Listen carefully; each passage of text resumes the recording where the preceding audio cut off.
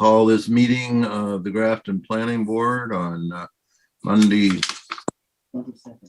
February 22nd, 2021 to order.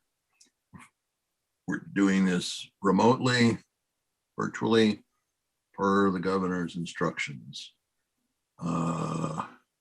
Chris, explain how people get to talk to us.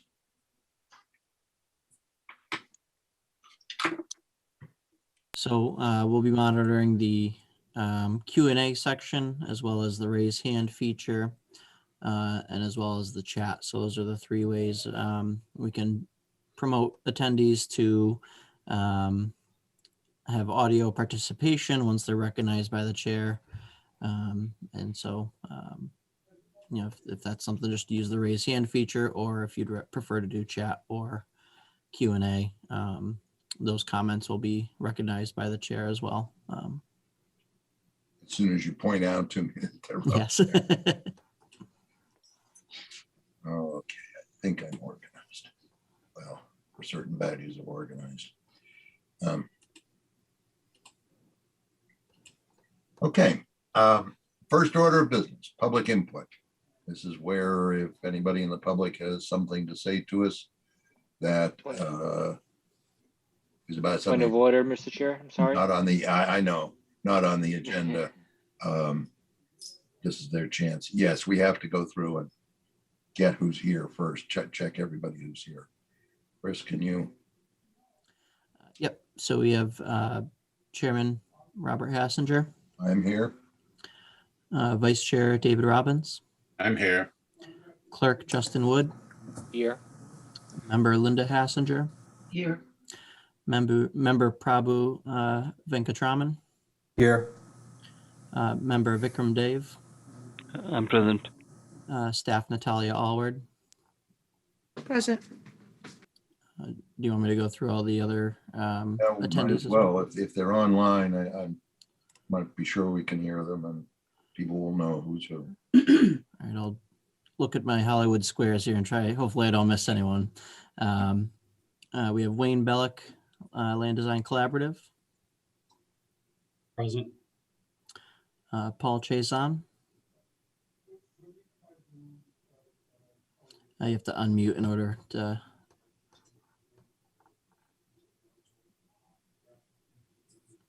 Pay attention, which you may call her name, and I don't know how to unmute. That's really, really low volume. Paul, are you able to unmute?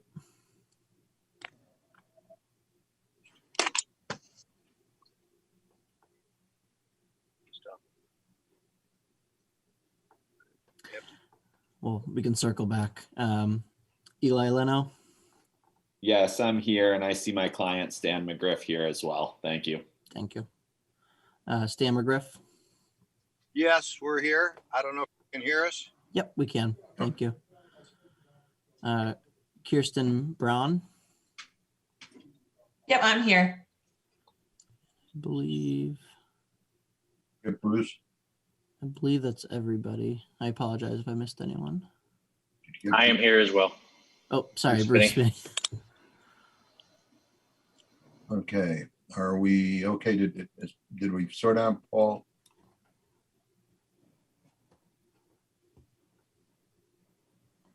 Well, Yep, so that's everybody. okay. Anyway. Okay, on to 2A, approval not required plan, 7 Stratton Road, A&R 2021-01. It's a little tricky for me figuring out exactly, there was a disconnect between the information there and on the town website. So are they drawing a line or are they removing a line?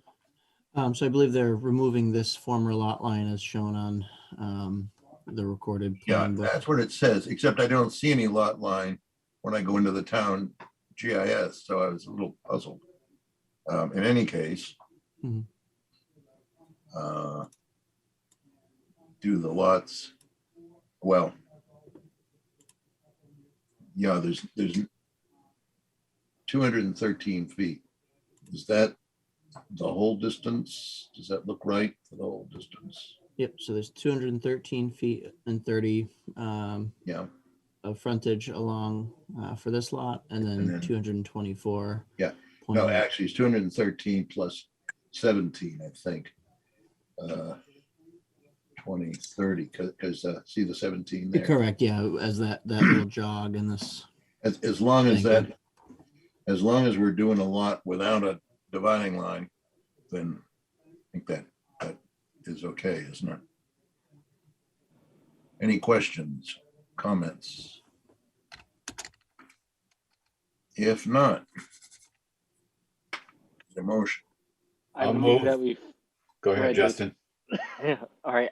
I move that we find the approval is not required and direct staff to do the necessary documents. Second. Then moved and seconded. Is there any discussion? I assume that motion implies that staff is authorized to sign on behalf of the board. Yes. All righty. If there's no discussion, then Dave, Aye. Justin, Linda, Aye. Rebo, Aye. and I vote aye. Motion carries. Moving on, draft decision request for special permit and site plan approval at 40 Main Street. There's a draft decision that's been posted. Where do we stand on, I know it was going back and forth. Yeah, so the Wayne Bellick, the applicant's engineer, did submit comments in terms of in regards to the condition 6, which was referencing a NIPD's permit. This project does not meet the thresholds for NIPD's, and he instead proposed language with regard to the stormwater protection plan, and I see no issues with the language as proposed, so I would suggest that the board incorporate that language. Okay. Is there any discussion or concerns from anyone? Bob, I had a question. Sorry. Someone have a question. So, I'm Chris, can you explain, would you mind repeating what was this? Was that waiver number 6 you were referring to? No, so it was in the decision conditions. I'll pull them up to make it a little easier.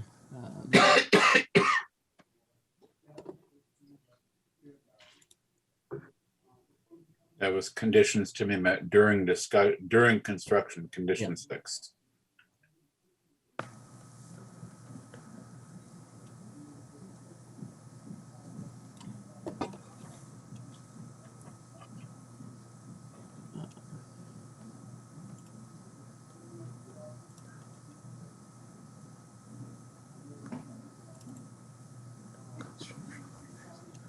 Okay. Yeah, so this is the condition that, it's a standard condition that we have for projects that trigger NIPD's.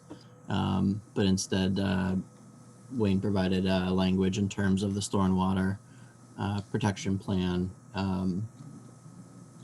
as a replacement for the NIPD's, because this project will not meet the thresholds or be required to do the NIPD's. If I could, Mr. Chairman, Sure. there was one more thing after I had issued the suggested condition or modification to the condition. I would like to insert, I think it's best, something I failed to include, which is typical of a SWIP. And that would be, I went on to discuss that the contact information be provided to the town, and that the developer or applicant had that on site at all times.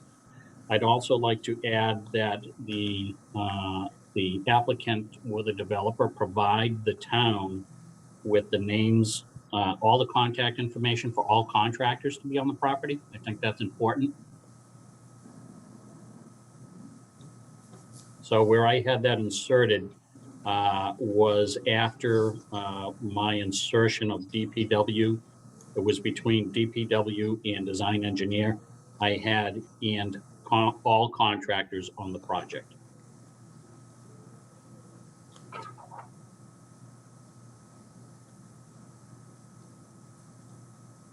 Anybody have any question about that? Any questions or concerns? I did have, Mr. Chairman, and I don't mean to be bold here, but there were a couple other things that I'd like to, one of which was, if I could direct the board's attention to, and thank you for allowing me to speak.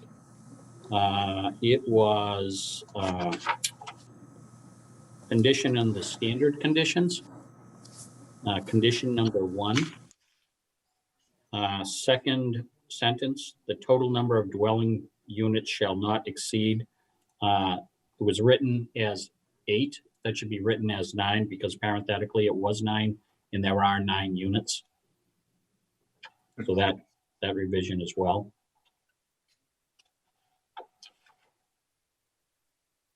I think that would be appropriate to at least use the same number.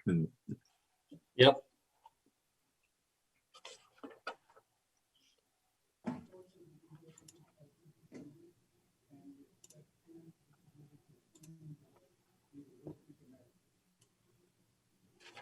There are a couple spelling tweaks. I think with spell check, you'll catch them, and a couple formatting things. Other than that, that was it, Mr. Chairman. I thought Chris had worked on some projects that I had done in Shrewsbury, and typical, he was pretty thorough here. I'd like, I know, Mr. Chairman, over the years, you guys have developed some pretty decent standard conditions, but good quality work from Chris once again. It's nice to be working again with him and with this board. Okay, is there anything else? If there isn't, we need a motion. No, at least one motion.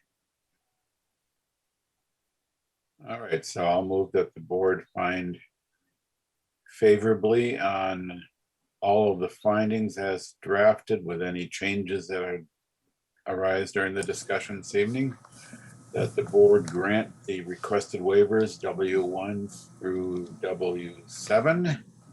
The board grant the special permit site plan approval with the conditions as drafted and as modified during the discussion this evening.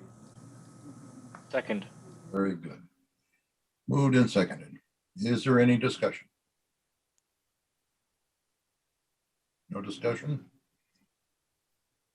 Then Dave, Aye. Justin, Aye. Linda, Aye. Prabhu, Aye. I vote aye. Motion carries.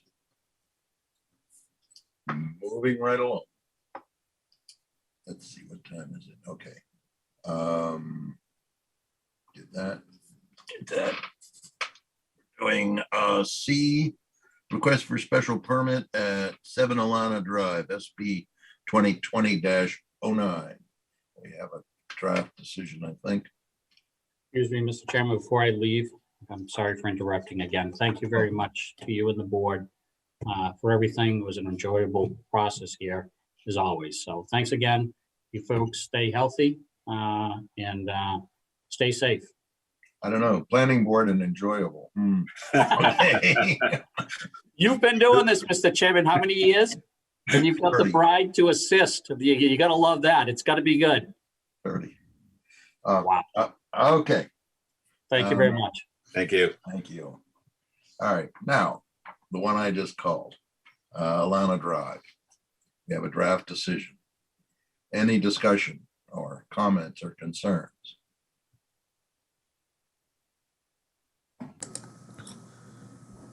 None, none, any? No, Bob, Yes. I had, sorry. Sure. Is this a decision or is it to be decided? It has both the options for all the findings, will not, are not. So are we going to make the decision now, each of those findings?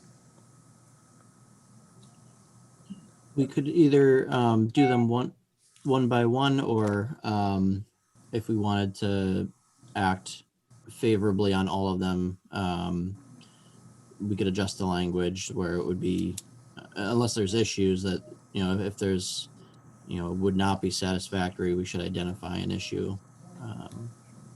This is, Go ahead. this is we don't always do it exactly the same way, but this has been a fairly common construction of a draft decision where, strictly speaking, we do that in every case. When we move to find favorably on decisions, that basically, or finding favorably on,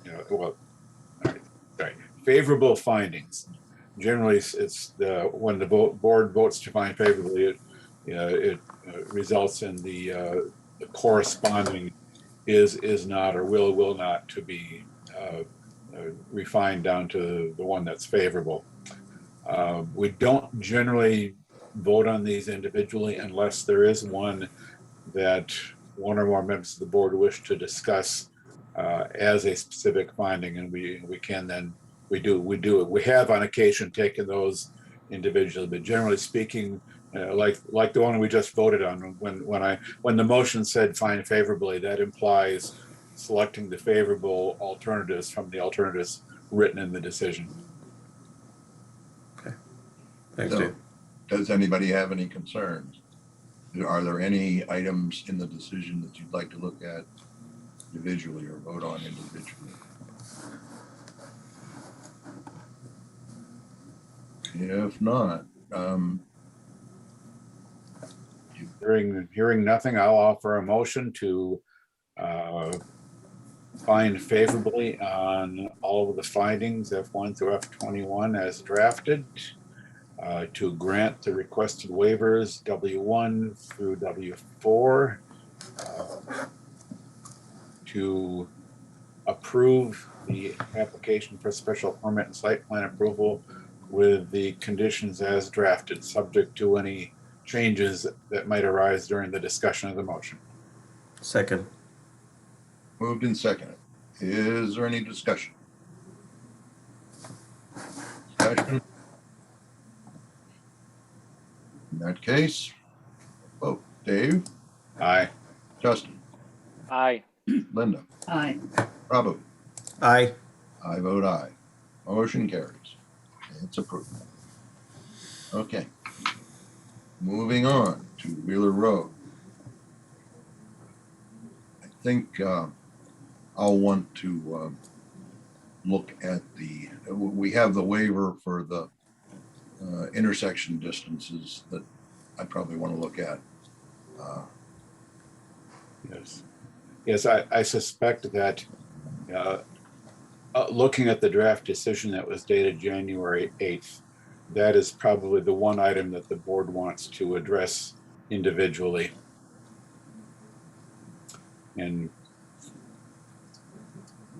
so I think, let's see. Why don't we take this one a little bit piecemeal, and I'll start out with a motion to find favorably on findings F1 through F11. I don't think there's anything in there that we need to wrestle with individually. You could actually make a motion on the one that we have up for debate, and then your later motion could be everything else. Right. Well, yeah. Why don't we do it that way? That way we can deal with that one waiver, and then we can cover everything else in one blanket motion. Yeah. So Maybe Chris can show us that waiver.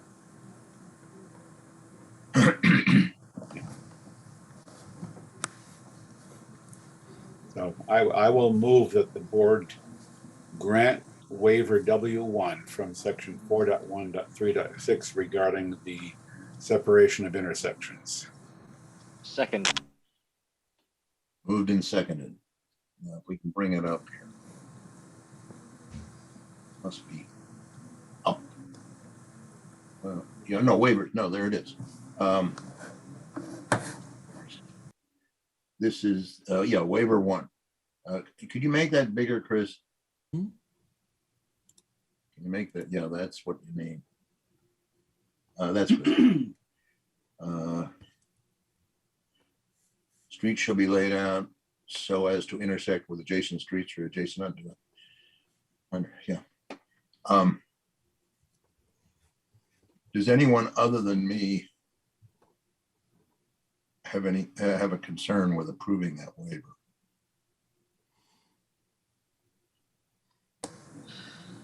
I have a question. Not sure I have Sure. is this the one that we said the fee was the 13,000 or something? So just to be clear, it's not a fee, but it would be in consideration of the waiver, they offered the 13,000 as a donation to the Grafton Land Trust for the maintenance of nearby trails or local trails. Okay. And again, the reason for bringing that up is that the board is allowed, generally speaking, you know, the rules and regulations say that we grant a waiver if there is a public benefit to be gained by doing so. An adequate public benefit. Yes, and that's a bit of a judgment call on the part of the board. Is the public benefit sufficient to justify the granting of the waiver? That kind of decision is what we get the big bucks to make. Why we're elected. Okay, if there's no one else opposed to this, I'd like to maintain my consistency on how I feel about that. So don't be too upset about my vote. Are we ready to vote? Oh. It's a cat someplace. No. Hmm? Siren. Oh, I don't know what it was. Sounded like a siren. You know, we were hearing cats like that a couple days ago here. They had opinions about something like being taken home. Okay, on this waiver, Dave, Aye. Justin, Aye. Linda, Aye. Prabhu, Aye. and I'll vote no. Motion carries, waivers granted. Now we need a motion on, I suppose, the rest of it, Dave. Okay, so let's get back to that. We'll move that the board find favorably on findings F1 through 11 as drafted, grant waiver W2, and to grant the application for approval of a definitive subdivision plan with the conditions as drafted, subject to any changes that might come up during discussion of the motion. Second. Moved and seconded. Vikram, did you have something? I saw you. No, I did not. Okay. I actually had a shoulder injury, so I was just stretching it. Ah, okay. Well, any discussion? Mr. Chairman, I actually do have a comment. Looking through the conditions here, I did draft a condition to be incorporated in terms of the donation, just to memorialize that. I can bring up that language. I apologize, I didn't make it into this version of the decision, but I can bring that up and we can discuss that condition. That would be good. I had in my notes that that needed to be included in the written decision, and I forgot to mention that in my motion. And I wanted to see it so that Prabhu couldn't write 30,000. My small bit for my tongue. Sounds like a plan.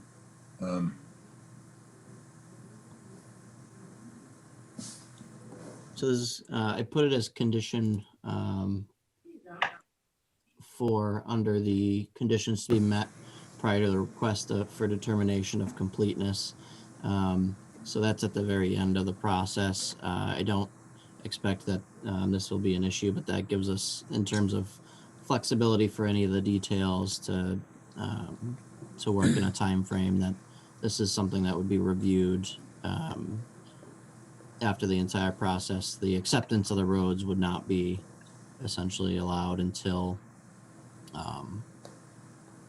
this condition is satisfied. And the way I wrote it, the town of Grafton, in coordination with the Grafton Land Trust and the applicant, will evaluate means of improvement to the local trail network as identified in the project narrative dated September 9th, 2020, prepared by Kristen Labrie, EIT, Andrews Survey Engineering, which is Exhibit 1E, part of the application packet.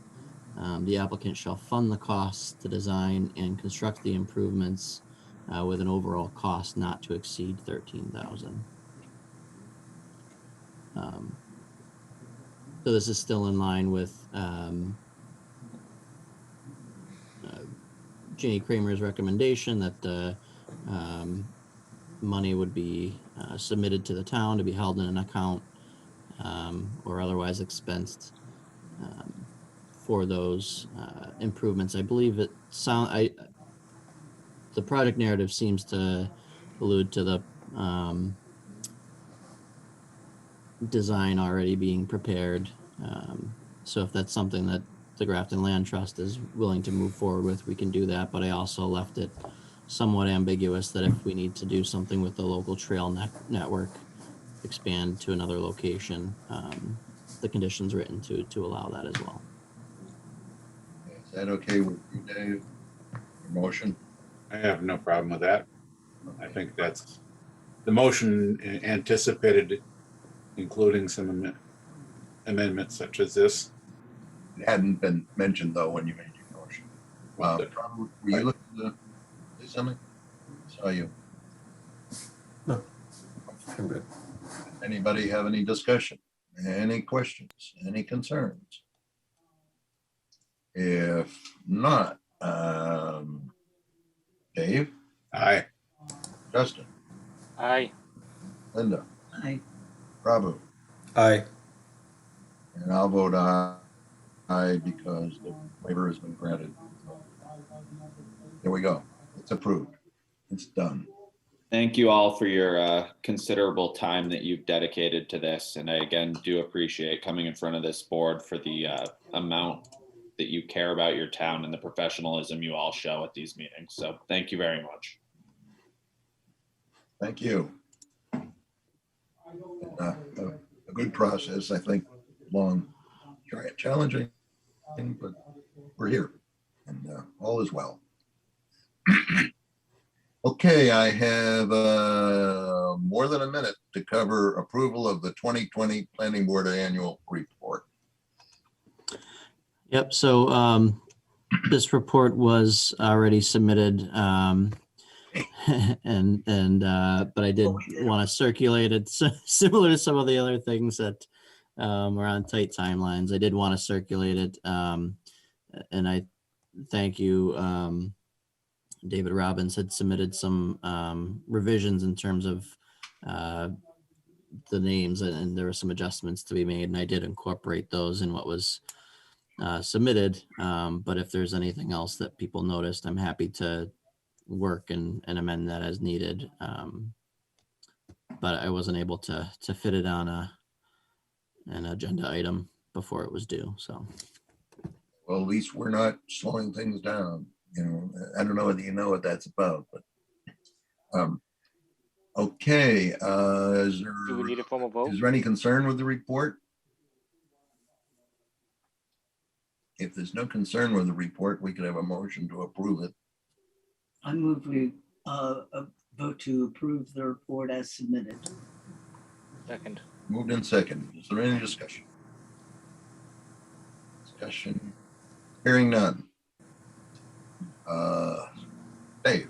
Aye. Justin? Aye. Linda? Aye. Prabhu? Aye. And I vote aye. So it's approved. Now we are coming to, we have come to 7:30, so we can reopen the hearing on SP 2021-01/SBA of the 130 and 134 Worcester Street cannabis purveyors. Chris. Bruce, I see Randy Waterman in the attendees. Did you want me to Yeah, if you add don't, him? if you would, please. He's going to be leading the discussion, I imagine.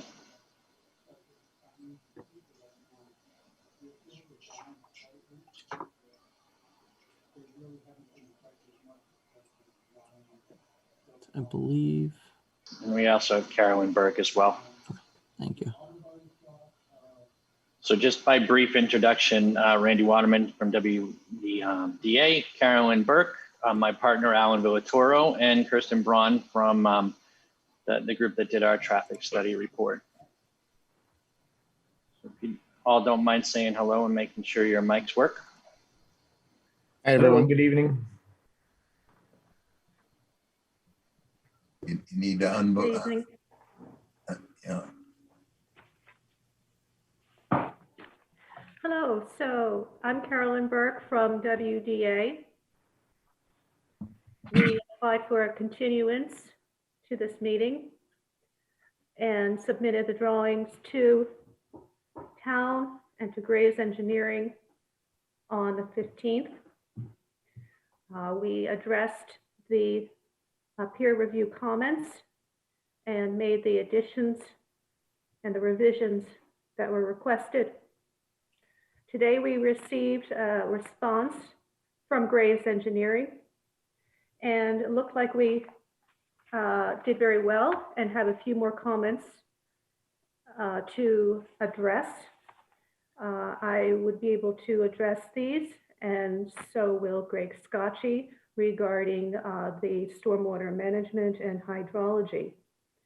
Shall I jump into the items that are still open?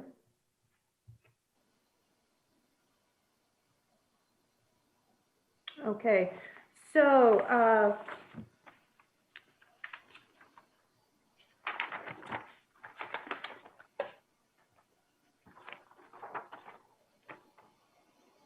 regarding the letter, we have received acknowledgement for the items numbers 1 through 9. Number 10 addresses the stormwater quality at the discharge points into each of the 2 infiltration systems. We will add oil and grit removal separators at the double catch basin, as well as an oil grit separator at manhole 2. Greg Scotchy would be able to speak to this in further detail. With regard to items 11 and 12, those have been acknowledged. Item number 13 is going to require some coordination of a detailed labeling between the sheets 3 and 501. This would clarify the sizes of the hydrology orifices.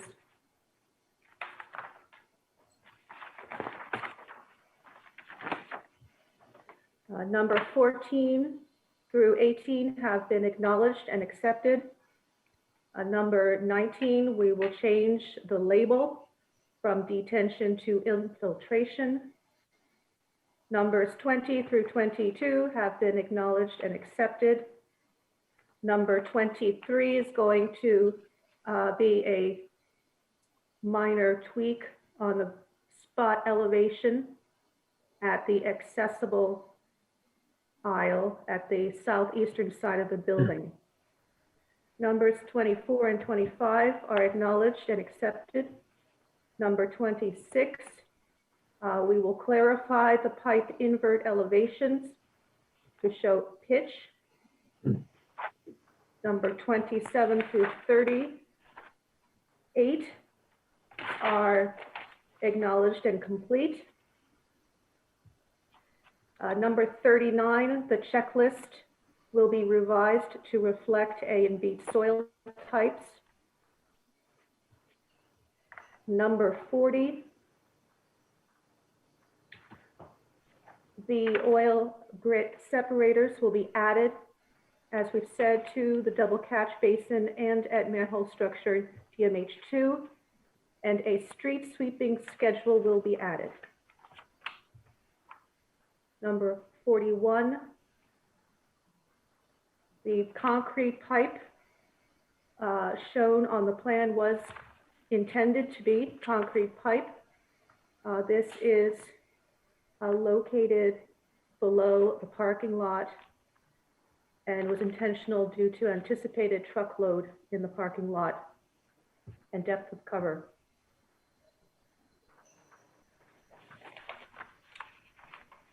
So we'd like to open this up to any questions or discussion. Anybody have anything? Probably. Ms. Burke, can you clarify on point number 15?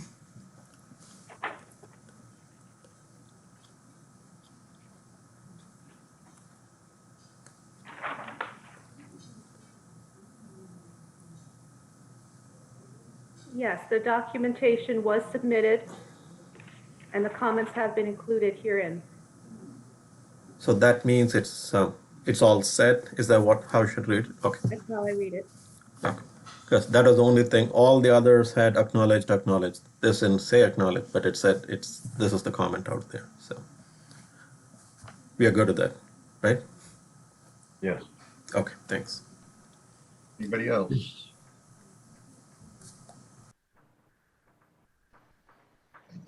I see a finger, Greg, but I don't think he's waving to get on board here. Do you have anything else you want to present before we ask a few questions? I guess not. We have Kirsten Braun here to present the traffic study. Please do. Once you, yes, there we go. Can everyone hear me? Okay, again, just for the record, Kirsten Braun, traffic engineer for the project with Ron Mueller Associates. So we did perform a full traffic study for the site for the marijuana dispensary to be located at 130 and 134 Worcester Street in Grafton. Dispensary will be 2,340 square feet and will provide 48 parking spaces, of which 13 spaces will be dedicated to employees and 35 spaces will be dedicated to patrons. 2 new driveways are proposed on Worcester Street, providing full access and egress to the site. Our study area encompassed the intersections of Worcester Street and North Main Street and Worcester Street and the Stop and Shop Plaza. We also analyzed the intersections of the proposed site driveways and Worcester Street. Traffic counts were conducted in January of this year at the study area intersections during the weekday PM peak hour and the Saturday midday peak hour. These time periods were selected to be the critical periods as it's when both the adjacent streets and the marijuana dispensary incur the greatest volume of traffic.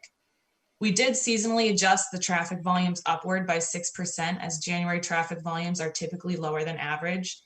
We also adjusted the traffic counts to represent normal pre-pandemic conditions. We did review MassDOT traffic data and found that traffic in January of 2020 was about 14% higher than in January of 2021.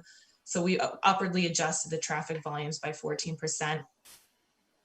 We generated our trips to be, our estimated trips to be generated by the site using data published in the ITE manual.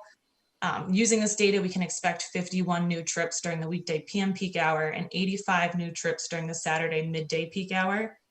We distributed these trips onto the adjacent roadway system based on existing travel patterns through the area. And as a result of these assumptions, we can expect traffic increases in the range of 25 to 43 additional vehicles on Worcester Street, just north and south of the site. These increases represent on average approximately 1 additional vehicle every 1.5 to 2.5 minutes on Worcester Street. Worcester Street west of its intersection with North Main Street, traffic increases are expected in the range of about 10 to 17 additional vehicles, which represents 1 additional vehicle every 3.5 to 6 minutes. Traffic increases on North Main Street are expected in the range of 15 to 25 additional vehicles, or 1 additional vehicle every 2.5 to 4 minutes. And traffic increases during all other hours of the day are expected to be much smaller than that. We also looked at the parking on site. The site does propose a total of 48 parking spaces.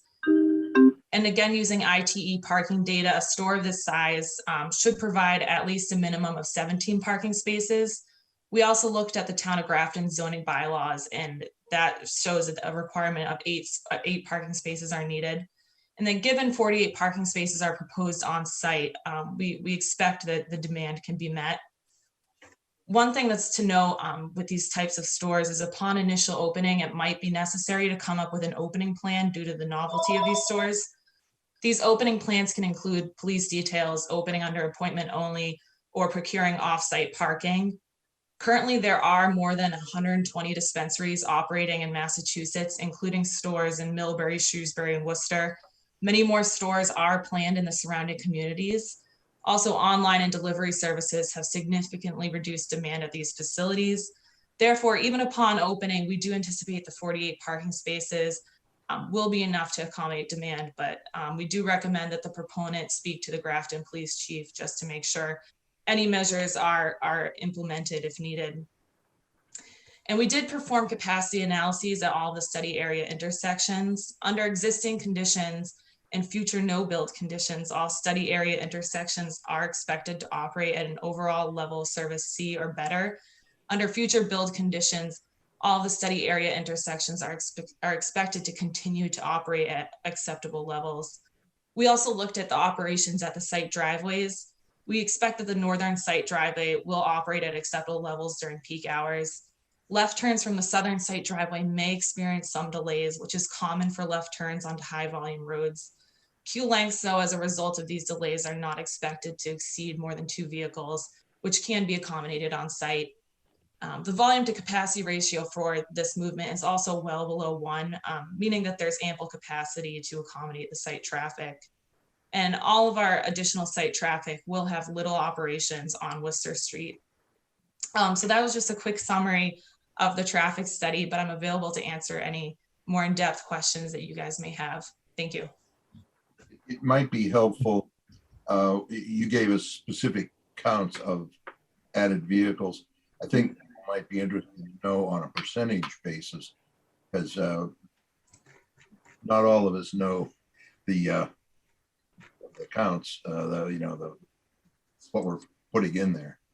Right. So we did perform an ATR count on Worcester Street, and we captured weekday volumes as well as Saturday volumes.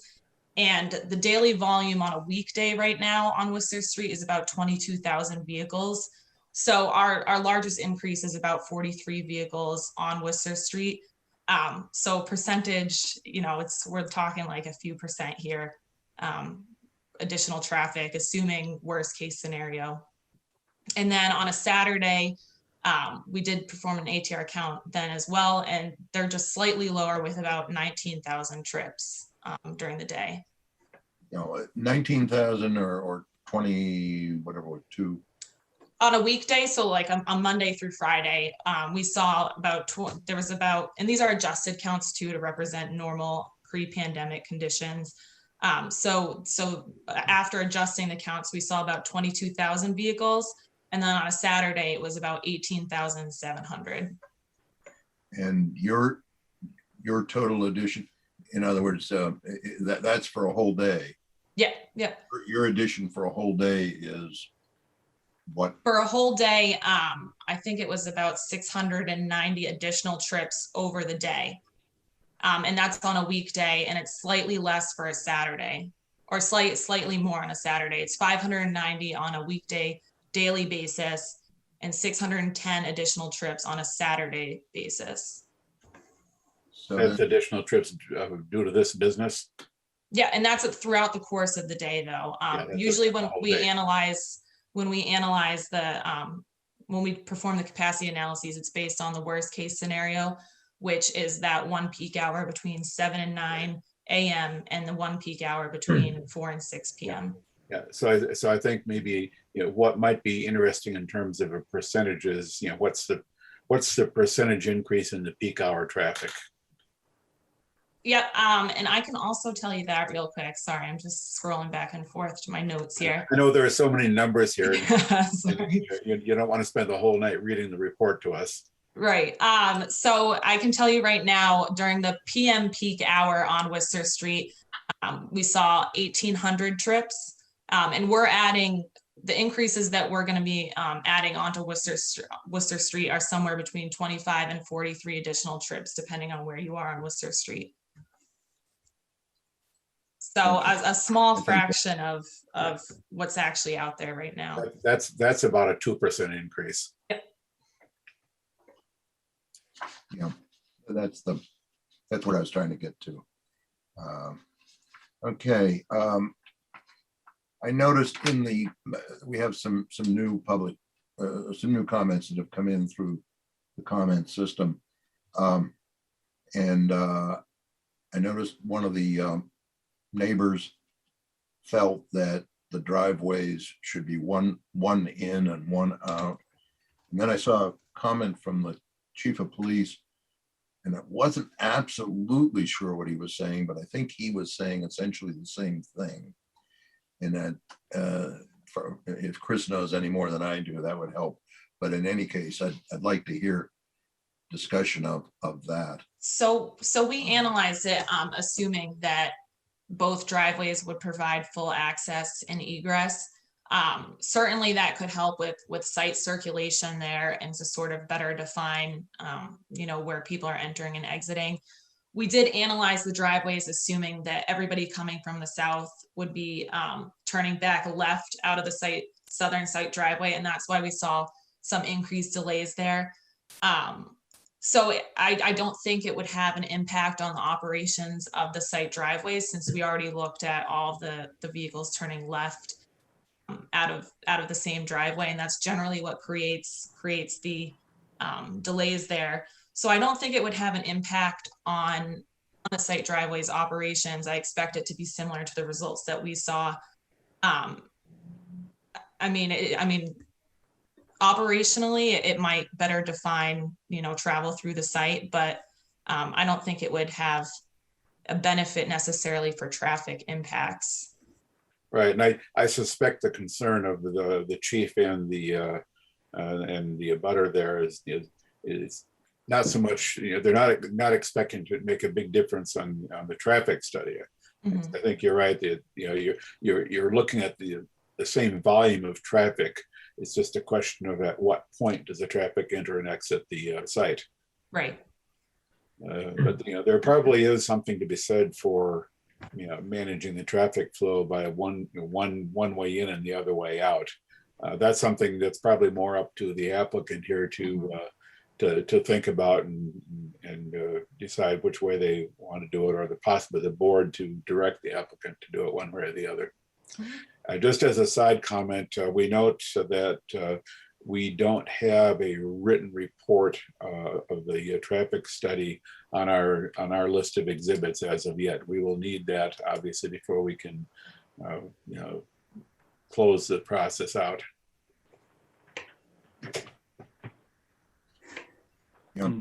Just one question. So this 2 to 3% increase in traffic, is it considered minor, like in terms of other analysis that has been done? Like, when does it become concerning? At what percentage? I think that this would be considered minor. It's sort of in line with any other type of retail development, and given its size and like you said, the 2% increase, that's not a major increase. I think anything maybe over 10 is when you'd start looking at the trips differently. Okay. That assumes that all the people coming here weren't coming by anyway, right? Do you know what I'm saying? Some people are in your background count, only they're going to make an extra stop. They're going to pull in and pull out so that they haven't actually changed the grand totals, right? Yeah, so we actually didn't, a lot of times we call that pass by trips, where somebody swings in on their way to a different destination, that this wouldn't necessarily be the ultimate destination. So assuming a lot of people are doing that, this impact would be even lesser. We didn't typically for dispensaries, we don't really take that into account. We sort of look at everything as new trips. So that's a good point, though. I mean, it really would, if people are swinging in on their way to somewhere else, it would have even a lesser impact than what I'm saying here. Yeah, but it's probably wise from the point of, from the perspective of, sort of looking at, what's the maximum likely traffic impact. It's wise to assume, as you do in your model, that these are all new trips. Yep. That realistically, the impact is likely to be less. But generally speaking, I know when I'm looking at a traffic study, I'm kind of looking to the traffic study to try to estimate the worst case impact. Right.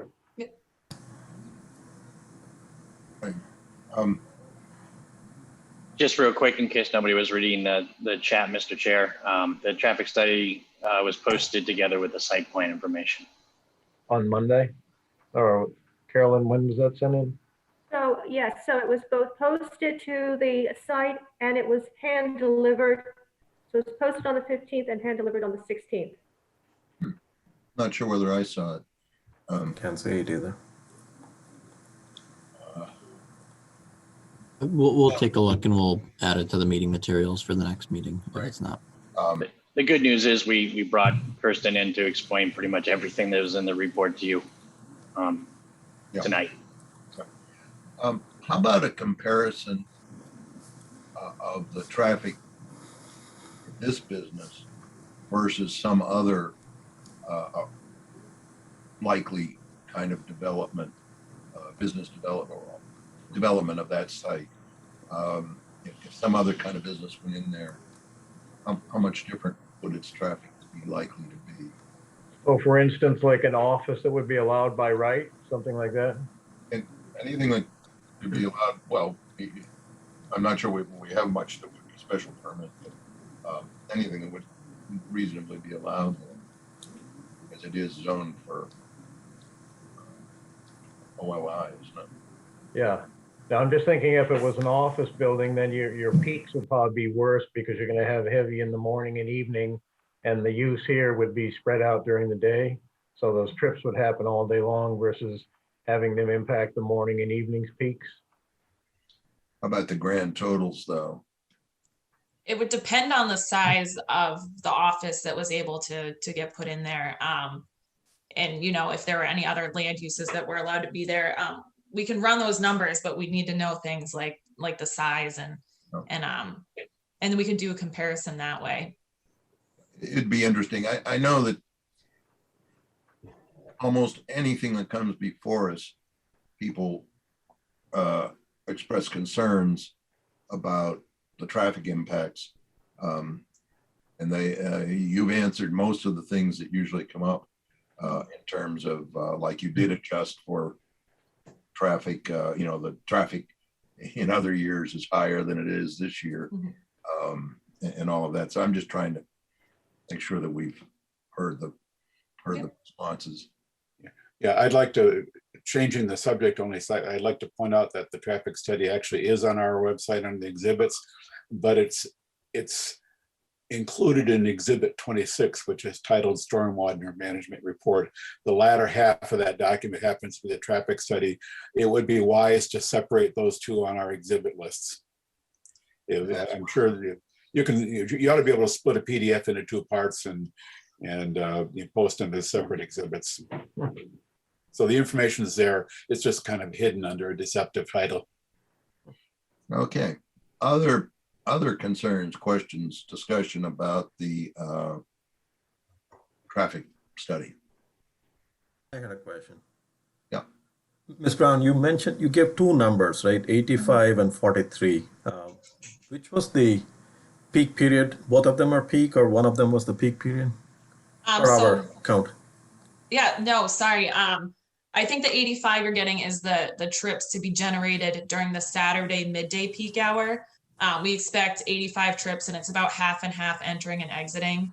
And then during the PM peak hour, we expect about 51 trips to be generated, and again, about half and half split entering and exiting. Okay, and the PM peak hour is the 4 to 6 or the 7 to 9? It's 4 to 6, so it's 1 hour in between there. Okay. Is generally when yeah. And do you have any indication or any metrics on the 7 to 9 period? We didn't run 7 to 9, mostly because the dispensary won't be open then. And so that's sort of based on the adjacent 7 to 9 a.m., not p.m. Okay. Yeah, so the dispensary, generally, they're not really open then or generating traffic at 7 a.m. So the critical time periods here would be the PM peak hour on a weekday and the Saturday midday peak hour. Okay, and the PM peak hour, I get that. It's some 1 hour between the 7 to 9. That's the 51 against the base number of 1800. Yes, that's correct. Okay. Yep. I think you said something, but you repeat or explain how you get your trip generation for this. This is sort of, we usually hear generic trip generations for like phones, some sort of regular kind of thing, and this is a little bit special. Yes, so we still use, for most developments, you look at ITE data, which is the Institute of Transportation Engineers data. And where they get this information from is there's been sites sampled nationwide for similar types of land uses. So they actually do have land use for marijuana dispensaries. So it's basically it's all data broken down into average trip rates, and they come up with an average trip rate overall to use, which is based on these similar sites. Okay. Anybody else with anything on the traffic study? Okay, thank you. Bruce, do you have anything else before? I've got a couple of questions that I'm sure everybody else does. Why don't I wait for your questions just in case I can handle them all in one succession? The chief, in addition to the driveways, mentioned that he did not have some, I think it was security information that he needs. Okay. So that's something that I think, got to keep the chief happy. So, Mr. Chair, I did have a good conversation with the chief this morning. I also spoke with him about a year ago when we stalled on this particular project. So in my conversations with him during this process, an architectural review from the CCC, there's going to be a statutory required security plan that's submitted that covers everything interior and people coming in and out, along with the operating procedures of how you check IDs and things of that nature to make sure that it's 21 plus, et cetera, et cetera. In my conversations with him, moving forward on providing cameras throughout the parking lot and also to capture vehicles coming in and out of the driveway. So we're capturing license plates just in case we have some type of situation where it would be helpful to capture those type of things. Those are things that we would be more than happy to include. The security in these facilities is fairly robust to begin with. For us to add additional camera spaces is not a stretch. What I told him is, as we went through the process for the architectural review on the CCC side, making sure he is continued in that loop. So if he wants to expand on our security design, that would be an optimal time. What I didn't want to do is provide a security plan that he went through that didn't meet the requirements of the CCC, which of course we have to do in order to move forward with our licensing process. So I just wanted to work from their template to what he wanted to provide. We did, of course, add the bar waste, which he was looking to do, so we can make sure that nobody loitered in there after hours. And then, of course, continue security coverage 24 hours, which is something we're going to have to do anyways. So if that's a conditional piece of the special permit, we have no problem with making sure the chief is. I'm sorry, my Bluetooth just went. Can everybody still hear me? I can hear you. I apologize for that. Ran out of batteries. When we get to that point, we have no problems with making sure that he signs off on our security check, which we would hope that he would do for all the facilities that are looking for permits in town. Now, can you still hear me? No, you can't hear me. Because there's one other question. Fire away. Oh, you can hear me. I can, yep. You're lip reading, one of the two. It came up again in one of the comments that came in, I think, since our last hearing, but it was in prior comments. I think you may have mentioned it. Do you know what the distance to the closest school is? So we actually driving. The closest school would be the high school, which is, as the crow flies, a little over a mile by street. And of course, people aren't going to be walking across Lake Ripple. You're a little over a mile. In comparison, if you were to look at where the other facilities are, the one that's on Route 30 is a little under a mile from the North Grafton Elementary School. So in comparison to other facilities, we're further away. Yeah. I was trying to remember, we set a distance when we put forward the bylaw that we're under here. And I think that it was more or less comparable to the state, what the state says about a distance. And it's what, like 500 feet? It is. We use the state guidance when we put together the bylaw. It's 500 feet. Right. So the town has adopted that distance. And when we looked at the maps, if we had set if we set 1,000 feet, there'd be almost, I'm not sure that there are any sites that would be eligible. Forget a mile.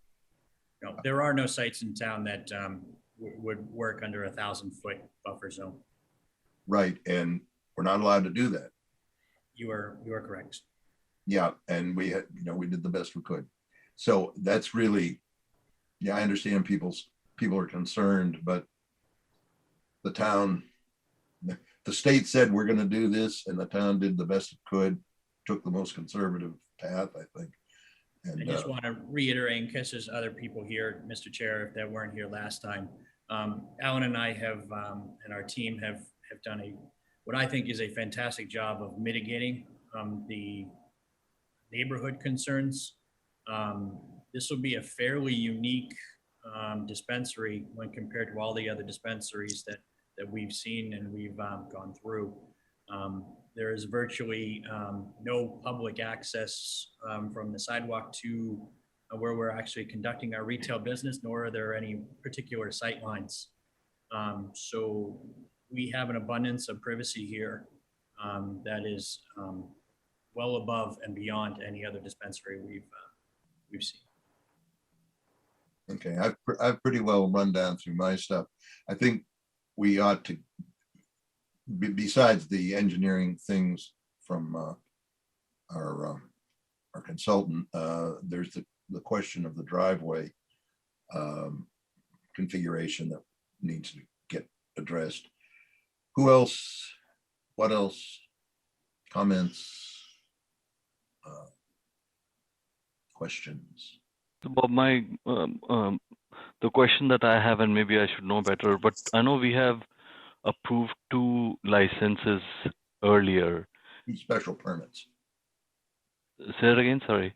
2 special 2 permits. special permits, yeah. So this licenses, and the selectmen don't give licenses.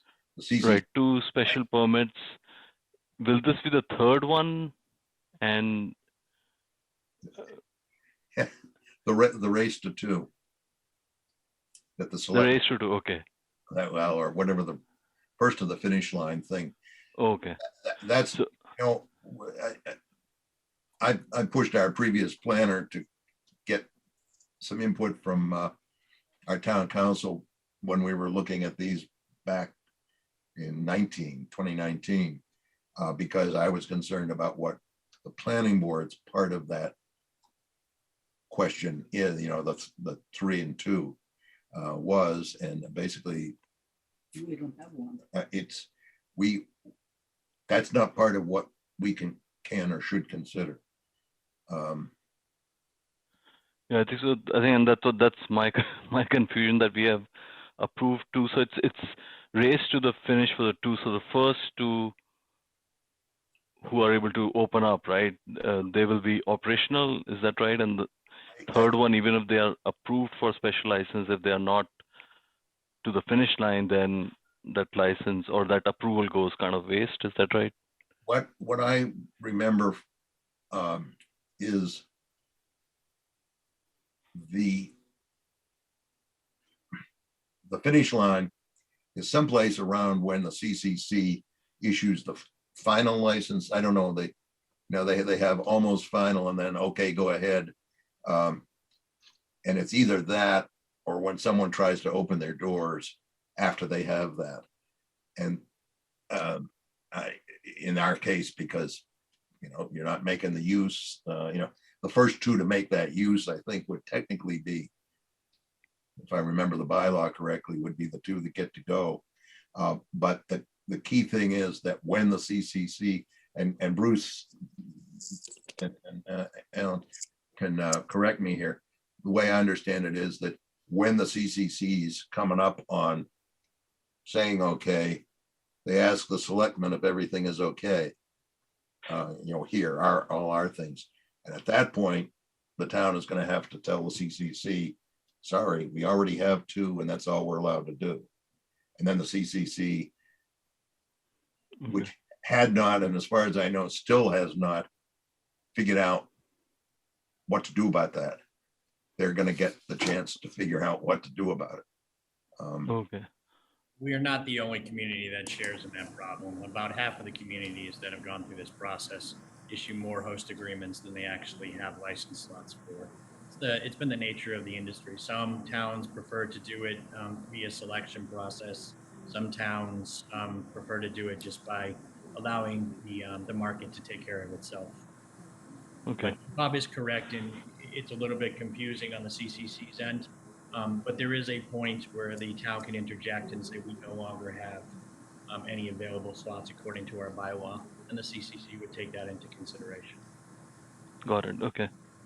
All right, because I think for this one, frankly, my concern was the location in terms of traffic, but it seems that that study is indicating a minor impact. So that's my only question on this. Okay. Who else? Chair, did you want to talk a little bit about egress in and out? Was there members of the board who had any particular preference? In my review of the traffic study, the impact is not significant either way. If there's a preference, we of course would like to have as many options open to us as possible and not regimented by the special permit. If we find that we can ease traffic once we start our operations and show how many people are coming in, we would like to be able to take that into our own accounts. So if we want, left only on southbound, right only, certain times of day changing the traffic flow, we'd like those options available to us instead of ingrained in a special permit. But moving forward, if there is a preference to what has to happen here, I would certainly like to discuss it. I'd like to see, I think that keeping that option open is probably pretty good, and keeping a communication with the police is probably the best way to deal with any potential traffic, because it's really hard to know. It may be nothing. It may turn out to be not a big deal at all. It may turn out, but I think you're right, that having the option to change that, depending on what the situation is at that time, probably wise, but I think it would be the best liaison on what they want. I think that Dunkin' Donuts works that way. There was a reference to the right next to your location also. I don't remember whether they're one way in and one way out. For myself, I would like to keep the chief happy. So if you and the chief could agree on what would be good to do, including what you were just talking about, that would be great. And just from a principal standpoint, both Alan and I, we live and shop and work in town. We are incredibly cognizant of the road that we both travel as well, along with our spouses. Right. Day in and day out operations. We understand completely. Yeah. And if I may just to answer the question as well for me is that I agree. I think leaving the options open for you as a business between yourself and the chief, and what works in planning is probably for the best. And I like the, as I'm going to call it, the Dunkin' Donuts motto: one way in and then the out has a right turn only and left turn only. That would be what I think would be best, but I don't want to mandate that in our decision. That's how I'm feeling right now. Yeah, that's good. I do think that Dunkin' Donuts stacks up cars getting ready to make the lefts and rights more than this is likely to see. When the dispensaries I've seen, each person comes in and spends 5 minutes to forever, or for a long time. And I don't see people go in and out at the frequency they do in the two drive-throughs. Dunkin' Donuts. Yeah, I think that is a key difference here. That the nature of the automobile traffic through Dunkin' Donuts is such that it's a very high volume, rapid input and output, and managing the flow the way they did at Dunkin' Donuts is probably pretty much essential to having the least impact, the least possible impact on traffic. And yeah, this shop is likely to be a very different operational model, both in terms of the hours of operation, the peak hours of operation, and the tendency in Dunkin' Donuts is to bunch a lot of traffic in a very narrow time window. And I think in the case of this operation here, traffic is more likely to be evenly spread out throughout the operating hours, with maybe somewhat of a peak in the afternoon hours as people are driving by. But I'd have to also support the notion of leaving it open to the applicant working with the chief to manage the traffic flow in whatever way turns out to be best. You may start out one way, you may find that you need to change something, but I don't see a need for the board here to dictate one way or the other. At least not based on the evidence I've seen and heard so far. The thing is that this does come under site plan. We're doing a site plan. I think site plan is where there's formal process. I think that we can't avoid having to go to the next meeting because of some engineering things that need to be submitted. And if you folks could work with the chief and if necessary, Chris, to sort of come to some sort of a happy way to what to write, and then putting it together, that might be best. That sound reasonable? Does you broke up just a little bit, Mr. Chair, but I think I got the gist of what you were talking about. Suppose that you're hearing tonight and work with Chris on the remaining particulars. Right. Well, I'm talking about you and the chief, and if necessary, Chris, the craft for this driveway thing. Yes, of course. Craft, because we should incorporate whatever keeps the chief happy in the site plan review, because that's where the town looks at this. Okay. Yes. Just respectfully, what I could suggest in terms of that, we do have our Thursday development team meetings. I can see if the chief would be available for that, and then we can get your team to talk about the design. We could start more informally if we want, but if needed, we can use the development team meeting to discuss as a group with the chief and your design team. I would think that this would be a relatively minor point, Mr. Chair. So this should be something we'll be able to iron out. Sure. I'm sure you can. So is there anything else? I have a question, and my question is not for Mr. Spinney and his team. Bob, it's more for you and probably Dave. So last time when we met, I had asked the question regarding what is our liability, and I was told that this was something that was discussed potentially by our Board of Selectmen or Select Board, and I summarize, they had probably discussed with our town council. I look at the Resnet letter and I still go back and ask the same question. I read that letter and it clearly says all boards, all committees, blah, blah, blah, and all those fun stuff, right? Are we very clear that we can make a decision on this or not? Not for today, but do we need to have any reach out to the council and get some clarification if we can even make a decision?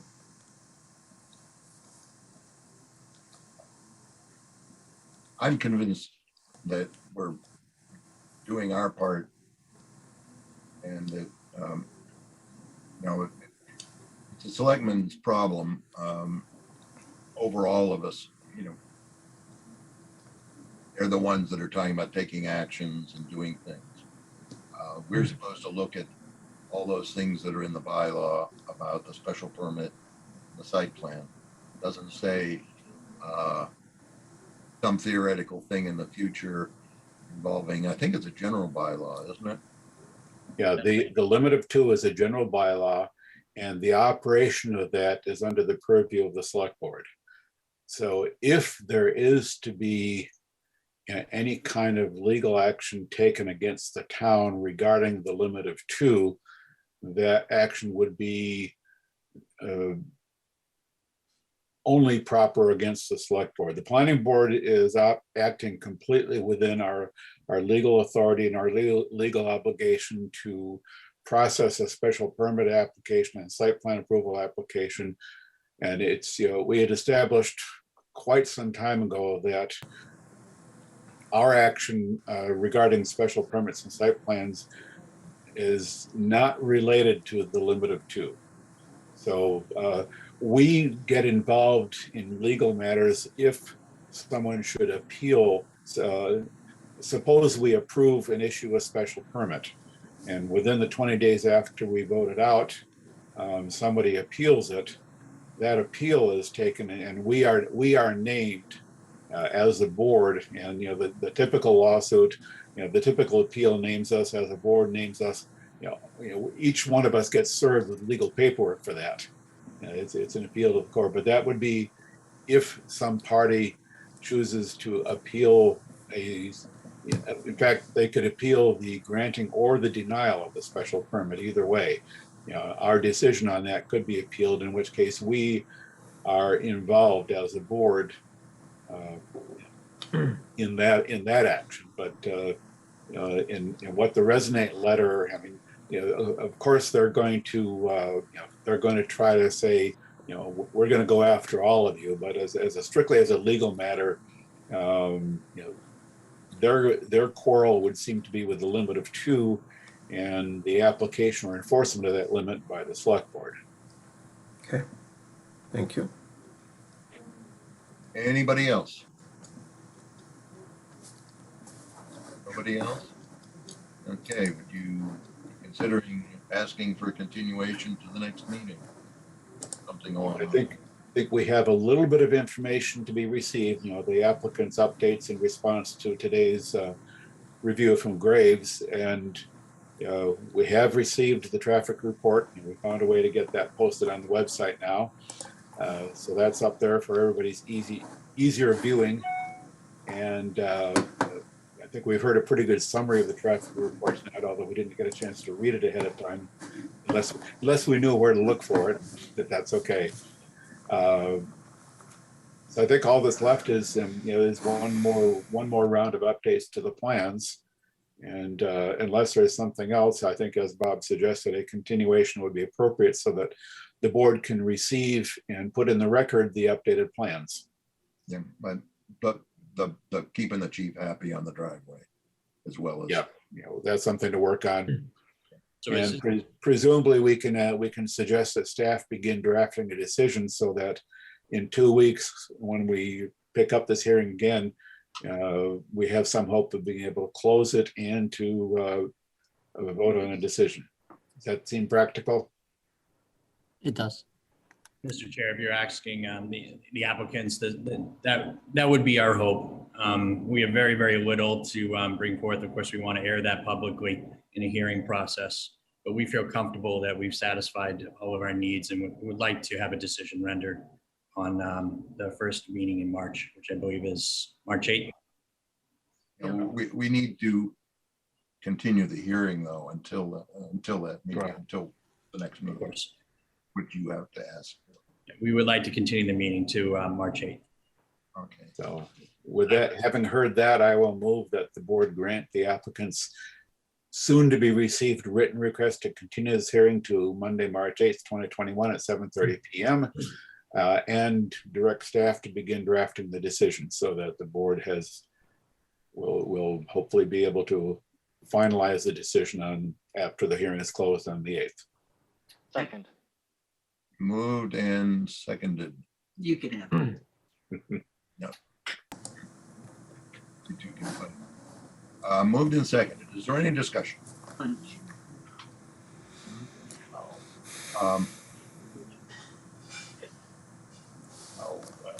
Um, Any discussion? Hearing none. Aye. Hey. Justin, Aye. Linda, Aye. Robert. I vote aye. See you next Thank time. Thank you very much.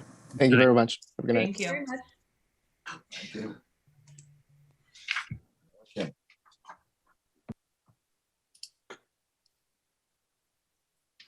List is shrinking here. Okay, I guess we go back to discussion items. There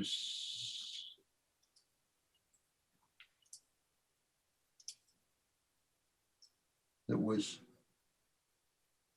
where is the, we have, or I think I saw we had, the input on, from the Attorney General's report on the bylaws that we adopted. And I think, I don't, right now, Mr. but Chairman, it's I had those uploaded as staff report. I was going to handle it at that time, but if we can use it as a discussion item, if that's preferable. why don't we do that?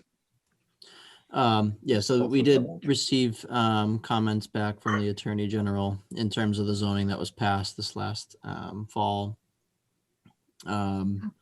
So I just wanted to bring that to the board's attention. I'll review those and look into getting a scope of addressing those comments from the consultant that worked with us on developing them. I read that as saying they're approved and we have to do what we have to do. You know, you have to publish and that sort of thing, both the zoning and then the town has to publish, I suppose, do whatever it is with the general bylaw that was part of that also. But I think what they're saying is there are exceptions in the law, particularly around things like agriculture and the Dover. And we have, when we're operating under that bylaw, we have to be cognizant of not violating those rights. I don't know whether that means having to, I don't think they're saying we have to amend our bylaw. I think they said you have to be consistent with the bylaw, be consistent with those laws as well as whatever else you do. Okay, but okay, you're on that for looking at it and seeing what to do. Yeah, we have, I will point out, we have received similar comments from the AG's office in the past on zoning bylaw amendments that touch on agricultural use. I can remember that one. And it may be worth considering when we have the spare time to do it. Contemplating an amendment to the bylaw that will avoid triggering those comments from the AG's office in the future. Yeah, just as soon as you figure all that out. Dave. I'm not going to put that at the top of my priority list. There might possibly be a way to write the bylaws so as to not trigger these comments. I mean, we're well aware of the exceptions that the AG's office notes. Or else we add someplace. However, note what the AG said and apply that also when you're figuring out what our bylaw actually means to you. Because probably it'd be good if people reading the bylaw didn't come to seeing a conflict there. Yeah. And you can either change it so they don't see the conflict, or you can tell them, yeah, we know, and got it under control. Yeah, the only thing I I took the same overall meaning about that this is approved. But the one thing I wanted to point out that I caught is there's a footnote under Article 20's agricultural use piece that was added that is explicitly, it is unclear if such use is allowed on a parcel of land that is exactly 5 acres, pointing to the portion of the sentence says land under 5 acres and on a parcel of land over 5 acres. So that was, I didn't understand that completely. So Chris is gonna clear that all up for us. I And agree with Chris saying that. in his spare, in his copious spare time. But yeah, we need to look at it. Hopefully we don't have too many applications that run into this real soon. We're having dogs helping the meeting. Okay, anything else on that? Which brings us, Dave, to the discussion items. Do we have new things we want to do tonight on those?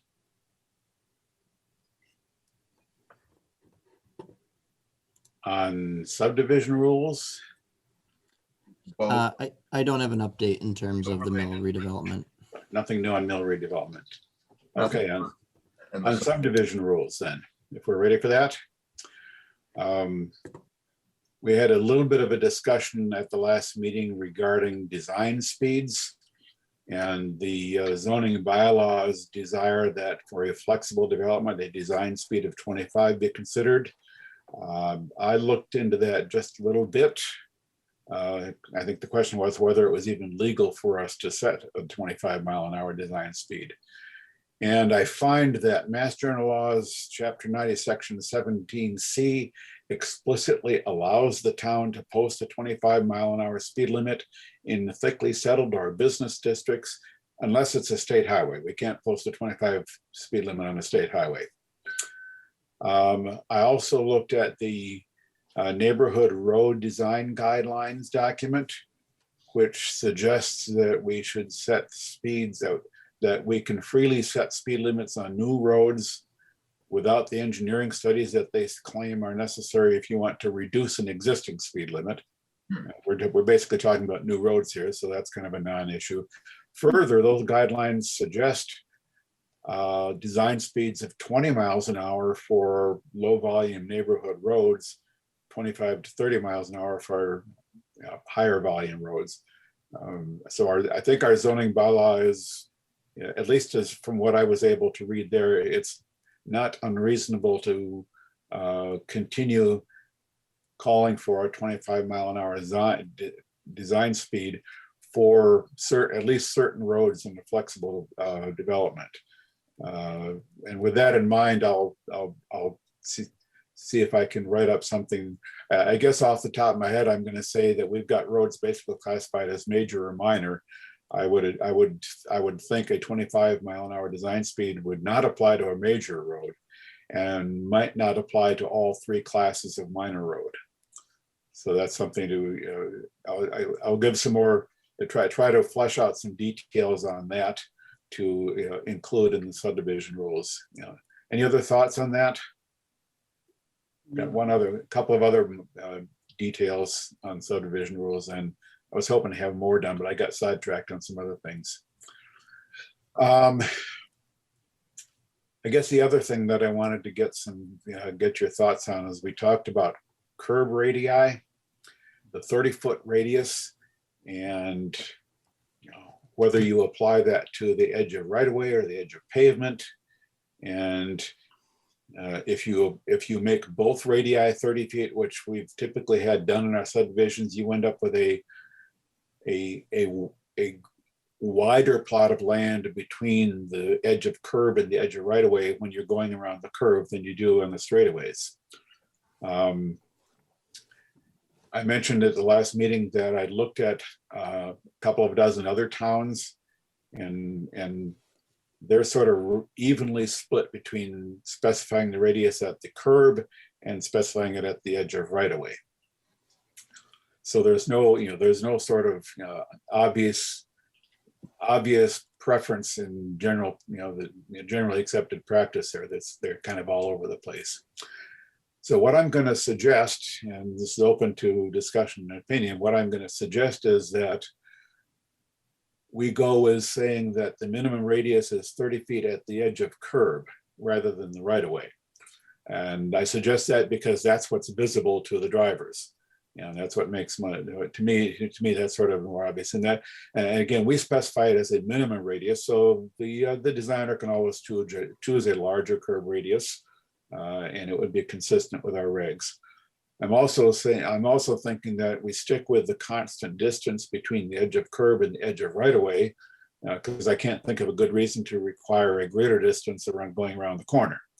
That space between the two is generally used as the road layout in the appendix of the regs shows for things like sidewalks and trees and maybe certain utilities. So I'm gonna propose that we change our regs slightly to go with a 30-foot minimum radius at the curb, leaving unspecified the radius at the edge of right of way. That's kind of up to the designer, but also sort of emphasizing the constant distance between the two.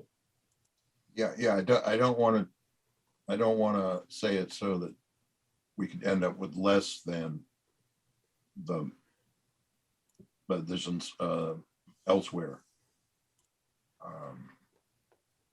You know what I'm saying? Like if it's 10 feet, well, I don't know what the number is, but let's say it's 10 feet on each side along the road, then it ought to be at least, it should be 10 feet all the way around the curve. Yep. And so just so we say it so that works out that way. Anybody else have any input on that? I don't see. Sounds good to me, Dave. Anything? Yeah, I'm in favor. And hopefully I'll have some more suggested changes at our next meeting. I got sidetracked, not exactly on topic, but I got sidetracked taking a closer look at the new zoning laws the state gave us to work with. Oh. And I've written up after quite a few hours of study, I wrote up my understanding of what those do. I guess I just sent it to Chris so far. It should be shared with the whole board. Please do. At least with me. Yeah. So, Chris, will you do want to send that out to the board? Yeah, I can do that. Okay. So I think it almost touches on one of our decisions earlier this evening, in that there were a few cases where the new law says that you need only a majority vote to approve a special permit. And one of those cases, two of them don't currently seem to apply at all in Grafton. One that seems like it could apply to us in some cases is in a special permit for mixed use where you have at least 10% affordable is a majority vote. We happen to have issued a special permit for mixed use in the village mixed use district. It was at 40 Main Street. And had that had at least a 10% affordability component, it would have, I believe, been eligible for being passed with a simple majority vote of the board. It wasn't an issue because we had a unanimous vote and there was no affordability component. But that's the one case that we may encounter from time to time. I don't, you've read it more than I have. My impression is that they say, this is what your bylaws need to say. It doesn't cancel our bylaw. It's just that this is what, if you want to pass a bylaw, it's got to meet this this is the vote to do it. So that's anyway, a whole nother category here.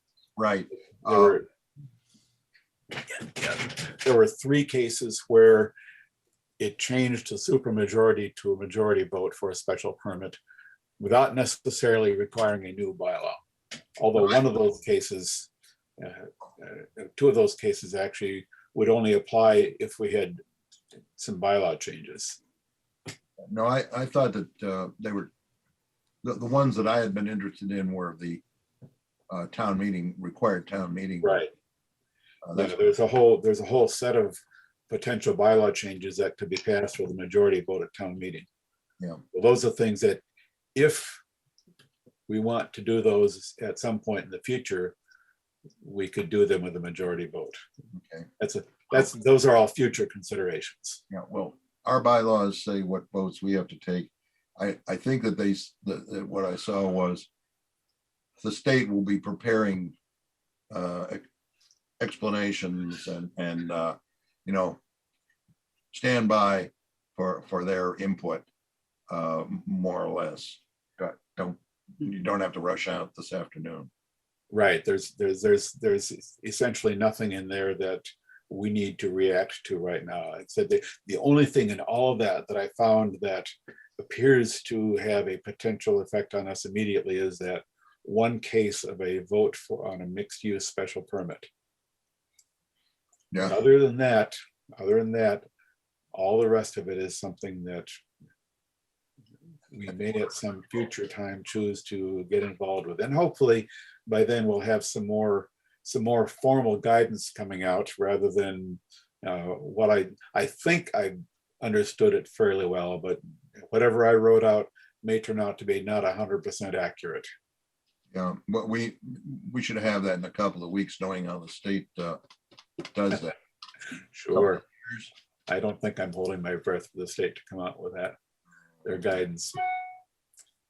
Okay, anything else before I move on? Seeing nothing. Bills, did we have any bills? I don't think we had any bills, did we? We had minutes. We do. Minutes for February 8th, 2021. Has someone looked at those and wants to make a motion? I'll move that we approve the minutes for February 8th, 2021 with any amendments to be made during discussion. Second. Moved in second. Is there any discussion? Hearing none, all in favor? No, hearing none.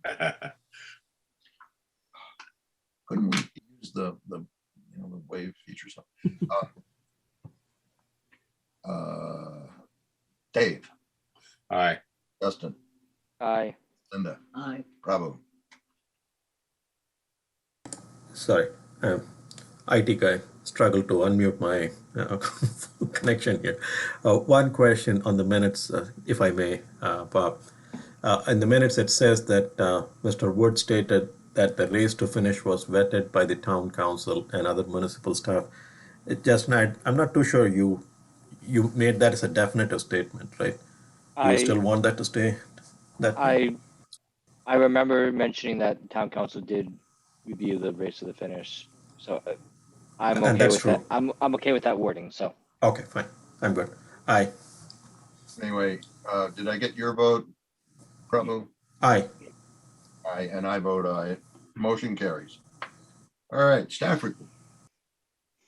So I just want to mention I had the pleasure of meeting the new TA today. It was his first day. I can attest he was in the office working hard. So, Mask on?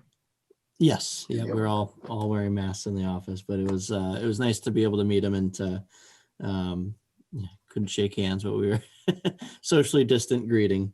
I also wanted to point out 27 Upton. We did receive a response for that request for proposals. So that's the old DPW garage and wood barn. We are uploading those documents to the website, and I'll be circulating a memo shortly to all the town boards in order to review that. Obviously, since we received one proposal, we may not need to go through the whole evaluation criteria to compare proposals, but we will be soliciting comments from the boards to make our final decision of whether the recommendation to the select board is to proceed with the proposal as presented or to reissue the RFP. So have we come to the closing date for submissions? yes, so there are no more submissions allowed. Yep. No, there's exactly one. Yep. Good. Anything else? And that's it for me for now. Anything more to report on 8 Pine Street? Yes, actually, that's a good idea. I could give an update on that. So we've been meeting with 8 Pine Street with the developers and looking at the local permitting that they'll have to go through. I do anticipate that they will be submitting to the planning board for early March. They're looking to submit for the March 8th meeting. It'll be tight deadline, so they may submit all the required application materials. They may need to follow up, but my recommendation was to start the process. I anticipate we'll have more than one meeting, so that'll give them time to follow up with any additional materials, but at least we can start the process and get a presentation from them. And this will be a new process for us, a project plan review under Chapter 40R, as opposed to a special permit or site plan review. Yeah, so, and that's an interesting caveat. Obviously, we'll wait for their presentation for the full discussion, but they will be requesting waivers for setbacks under the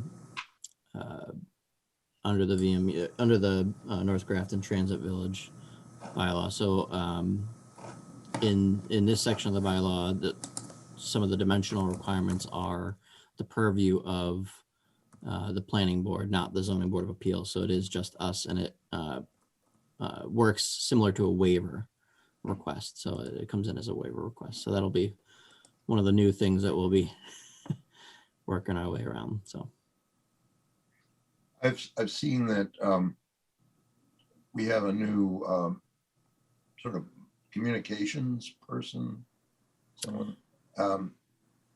Yes, yep. So that was part of the restructuring in the TA's office was to split the assistant town administrator position into a communications specialist and the finance director position.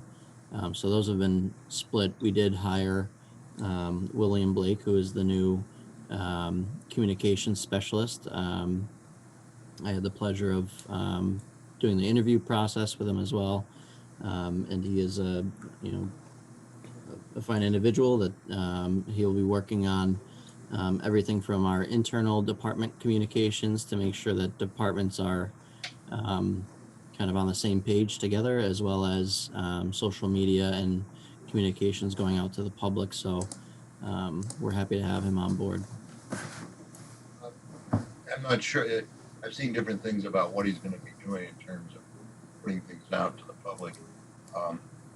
It occurs to me, I keep seeing people out there in the world saying the town's not doing anything or not doing enough, whatever, particularly about economic development. And I guess that most people aren't tracking the way we are all the different things that are going on. You might want to think about. Yes. So I do economic development is a little different, and I know that has been a consideration in the past or a concern, and I have been trying to in staff reports or the planning department weekly reports to the select board include more of the work that economic development is doing. The nature of economic development from the municipal side is, I just want to point out, is a little bit background work, and there are significant amounts of work in terms of economic development that we've been doing. Our economic development specialist, John Allen, I think was critical during, especially COVID, with working with businesses, with coordinating the regulations as they came out from the state and helping them to weather that storm, frankly. In terms of other projects, we're consistently as a department, not just our economic development specialist, but meeting with developers and property owners to discuss potential developments at various locations all through Grafton.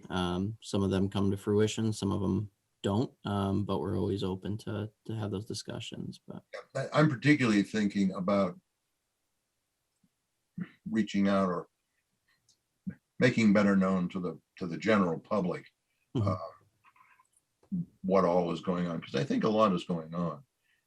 And you know, the people who go to those weekly meetings know a lot about it, and we know a bit. We pick up pieces here and there, and there are pieces everywhere. But I don't think you know what I mean. I think there's a role to be trying to let the public know, and hey, come on, get on board and help us, or whatever. I agree that we could be more open about the work that we are, and more, not open, but more putting the work that we're doing in a public space to be more visible. And that was one of Carter's recommendations to a lot of the town departments, was to make the work that we do more visible to the public. Okay, anything else on the staff report? No. That's it for me. Correspondence, anything that was there something in Well, correspondence? there was the letter from the AG. Oh, well, the AG's letter, yeah. I think that was it, wasn't it? All right. Somebody have something? I guess not. It was me, but go on. It wasn't important. Well, everything's everything's critical. That's the way my priority list works, keeps things get now it's at the extremely important. Everything on the list is starred and extreme. Get the next thing on it. All right, representative reports from planning board reps and committees and CMRPC. I think we covered the. I had a question, Bob. Can I? Did we already cover that we got our assessment for this year from CMRPC? Okay, go ahead. Sorry, I didn't mean to cut you off. You're good? So for the library meeting, I don't have any update since our last meeting, but Chris, you are going to connect with Andy, and you are going to connect. Just curious, any progress on that? Yes, so we did connect, and I'll be meeting with Andy. Actually, sorry, we met on Friday, and he went over the proposed kind of modifications. I think that they are very minor in nature, very administrative, but what I suggested is in order to memorialize them, we'll put them as a determination of minor modification. So it's, not a full hearing, but we'll put it on the planning board agenda and just incorporate those changes once they come up with a final plan for the landscaping. And that way it's memorialized in our That's what I suggested. Or what I thought you probably end up. Anybody else? Yes. The Open Space and Recreation Plan Committee can report that we have nailed down the last update of all the requested updates from the state. So Mimi at CMRPC is now going to be completing the updated Open Space and Recreation Plan, returning it to us for a final review, and then it will be ready, unless we find something else, it'll be ready to submit to the state in hopefully its final form for the state to give us full approval. That's been a long time in coming. I can't believe we started work on that in 2017, and here it is 2021. As best as I can tell, it will be good for 7 years. So sometime when you started from now. Sometime before 2028, we will want to be updating it, and hopefully we can get that update accomplished in less than 4 years. That reminds me though, Mill Development Overlay District, I saw a letter in our materials from CMRPC making a recommendation, which was more or less where I think we started, or I started, which is all the sites are different. And so it kind of steers you. Yeah. So I imagine we'll be hearing about that. Okay. Anybody else? Is there anything else that may lawfully come before us? Doesn't seem to be. Don't everybody jump at once. Move to adjourn. Second. It's been moved and seconded to adjourn. That's not debatable. Dave, Aye. Dustin, Oh, my goodness. Aye. Linda, Aye. Prabhu, Aye. I vote aye. We're adjourned.